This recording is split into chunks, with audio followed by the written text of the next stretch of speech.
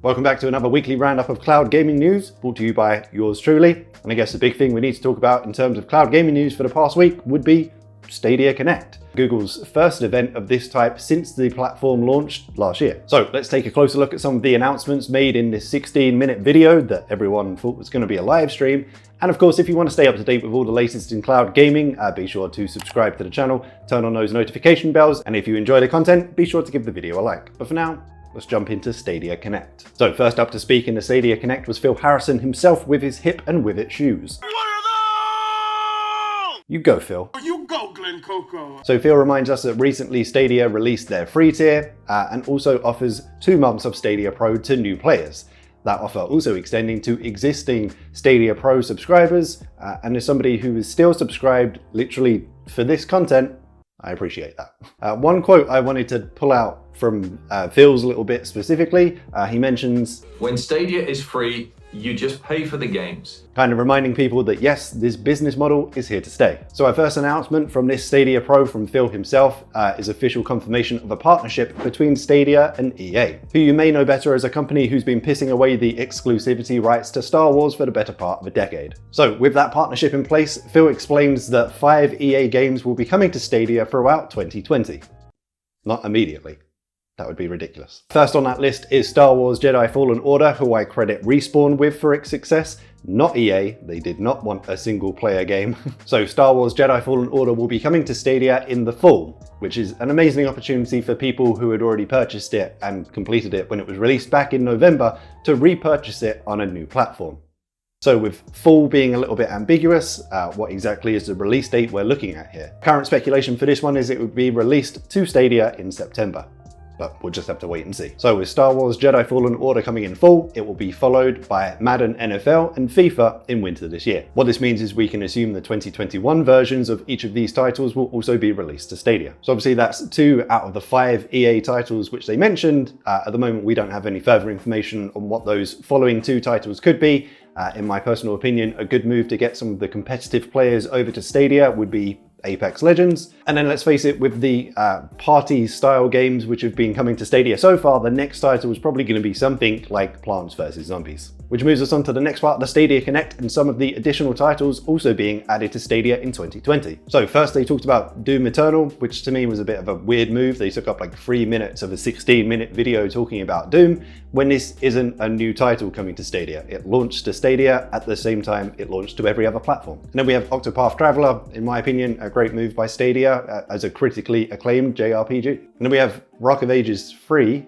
I can't say I've heard of 1 or 2, but there we go. That will be available in June. And then we got the announcements of the free games coming to the Stadia Pro tier for May. Obviously for the people who have just signed up and have Stadia Pro subscriptions for free at the moment, this will be their first round of fresh new games. Will it impress them?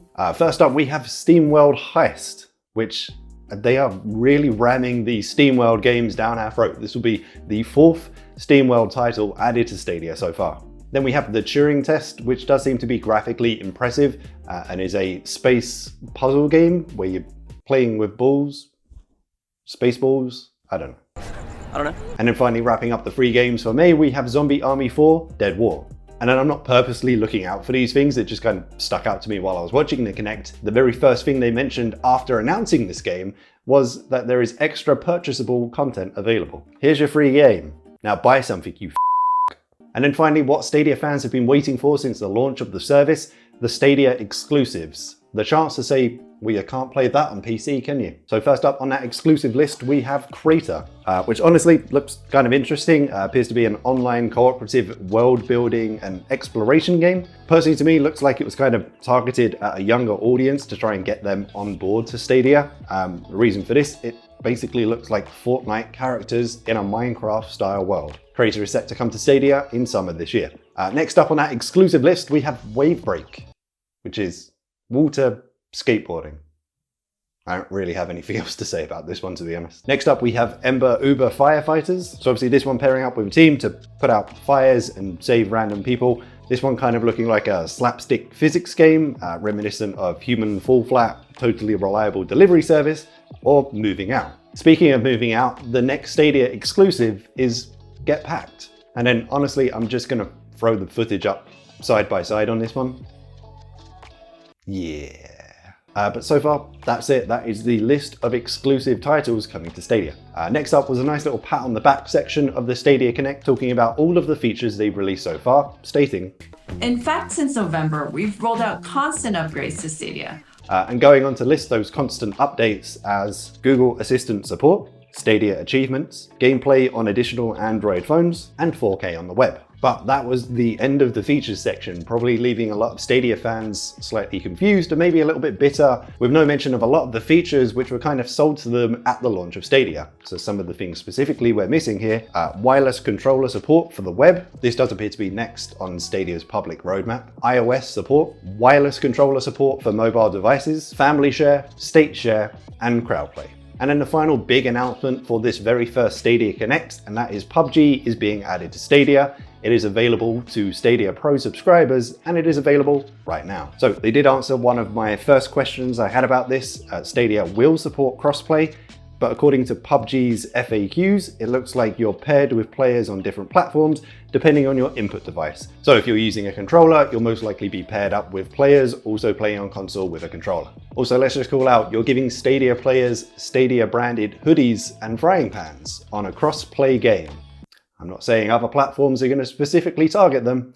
Let's just say their rounds are going to be short. With all of that said, an interesting note that this may not have been the best time for PUBG to integrate with a new platform. Recently, PUBG players have been complaining that since the 7.1 update, their games have been overinflated with bots who are about as useful as a cock-flavored lollipop. So one report from Sam Mekavec over at ARS Technica states he tested PUBG on Stadia by choosing a less popular lobby of a first-person solo match, and he managed to load into a game with one other human and 98 bots. So in his experience, he saw the one other person jump from the plane, and then 98 bots randomly spawn around him on the map. I'll leave a link to that full article in the description down below. And then finally, I didn't have an appropriate place to put this. It was just a last minute piece of news. Obviously, we got the announcement of Assassin's Creed Valhalla, just confirmation and kind of fitting with this video that Assassin's Creed Valhalla will also be coming to Stadia when it's released around the holidays this year. So that was it. That was our first Stadia Connect. So to bring it back to the question at hand, was it enough? So first of all, I'm going to hit you with my personal opinion. This is usually where people get mad at me, and then we'll put the question off to you. So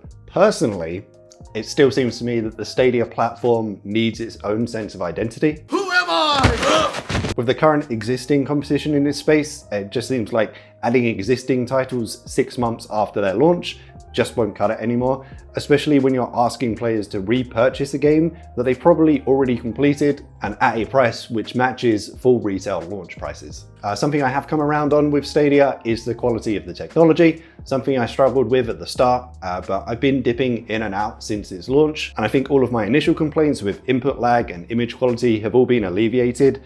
Now it's just their business model that I can't get behind. From this Connect, we got our first glimpse at Stadia exclusives, titles which you can only play on Stadia, and so far, honestly, they've all been casual party type games. It does look like Stadia is making improvements to make the service more accessible. In a recent video, we talked about the Android TV app, which is possibly being released soon, and in my opinion, should have been there at launch. But let's face it, they're still missing many of the features which they kind of sold to people at their unveiling, even with their constant updates. The biggest announcement to come out of the Stadia Connect by far was PUBG, which, while a noteworthy title, as we mentioned, currently kind of has its own issues. And if I were to pick a battle royale game to come to my platform, which would earn me the most money, let's face it, it's more likely going to be the likes of Warzone or even Fortnite, with those kids stealing their mum's credit card to get their V-Bucks fix. But as I mentioned, that is my personal opinion. Feel free to get mad at me. But if you're a Stadia user, I'd love to hear from you in the comments down below. What were your thoughts on the announcements made this week? Were you happy with some of the titles being added to the service? Were they not quite enough? Not what you were expecting? Will it make you want to continue that Stadia Pro subscription at the end of the 2 months? And then if you're not a Stadia user, this is a perfect opportunity to let us know why in those comments down below. But if you enjoyed the video, you found this weekly news recap particularly helpful, a like rating would be appreciated. If you haven't already, remember to subscribe to the channel, turn on those notifications. Keep staying safe out there, keep washing those hands, and as always, I shall see you in the next one.